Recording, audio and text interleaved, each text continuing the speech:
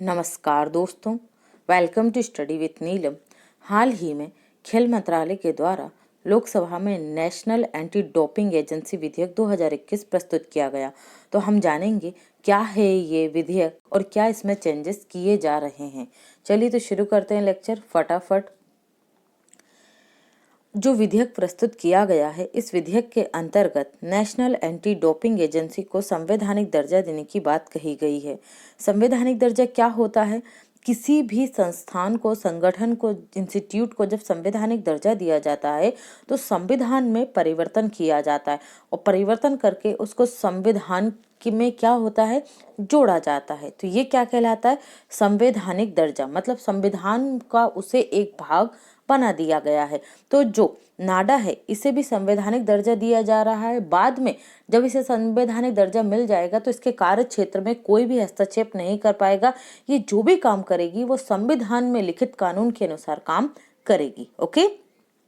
नाडा को, national anti doping agency को society registration act 1860 के तहत गठित किया गया है।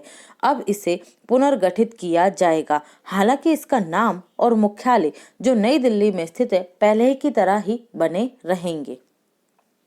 विधेयक में नाडा को दी गई शक्तियां क्या क्या होंगी, देख लेते हैं हम। जो संविधान से इसे प्राप्त होंगी: जांच कर सकती है नाडा, एंटी डोपिंग नियमों के उल्लंघन के लिए प्रतिबंध लगाने, अनुशासनात्मक कार्रवाई करने का इसे अधिकार होगा, नमूना संग्रह और साझा करने के साथ ही सूचनाओं की फ्री फ्लो की शक्तियां नाडा के पास होंगी। धारा 19 के तहत जो ये विधेयक आया है, नेशनल एंटी डोपिंग एजेंसी विधेयक 2021 की धारा 19 के तहत एंटी डोपिंग नियमों के उल्लंघन पर एजेंसी द्वारा अधिकृत व्यक्ति द्वारा प्रवेश, तलाशी और जब्ती की शक्तियां दी गई हैं।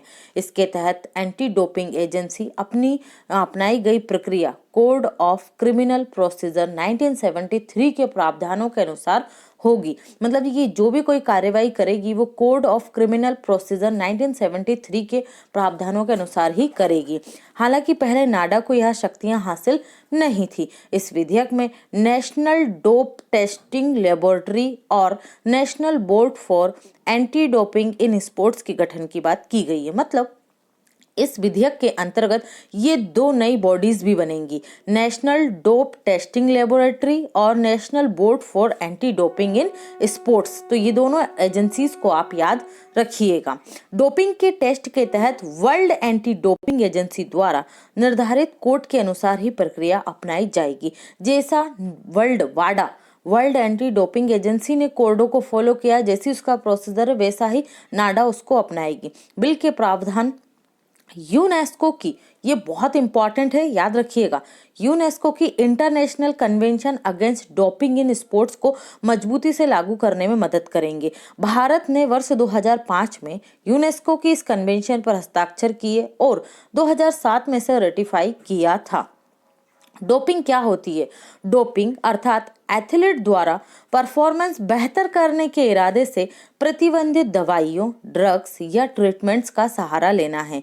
डोपिंग को रोकने के लिए अंतर्राष्ट्रीय स्तर पर वर्ल्ड डोपिंग एजेंसी के द्वारा वर्ल्ड एंटी डोपिंग कोड तैयार किया गया है। इसके अंतर्गत परफॉर्मेंस बढ़ाना, एथलीट्स के स्वास्थ्य को खतरा और खेल भावना को चोट पहुंचे, इन तीनों को ध्यान में रखकर, इन तीनों में से कोई भी चीज होती है, कोई भी दो कारण अगर सिद्ध होते हैं तो उसे डोपिंग माना जाता है।